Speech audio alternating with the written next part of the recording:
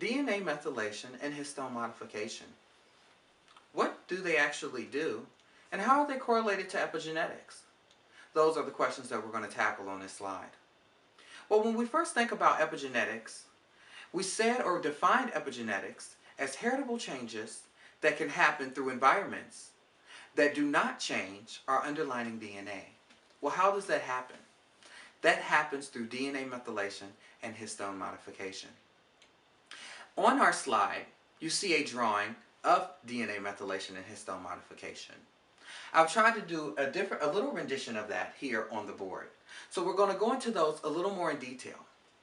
DNA methylation and histone modification are very, very important. They're important for cell differentiation, and they're important for cell programming. Let's talk about DNA methylation first. DNA methylation is exactly what it says. It's DNA, particularly on the cytosine of the double helix, that has been methylated.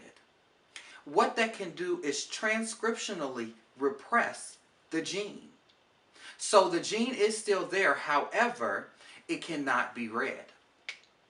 When we go over to histone modification, as you see here, the DNA is wrapped around histones, which are proteins.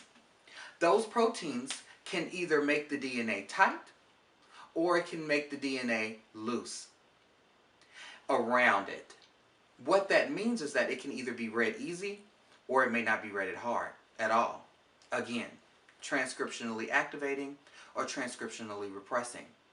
When you look at that, for example, you can think of reading a book. When the words are jumbled together and really, really small, it's very hard to read.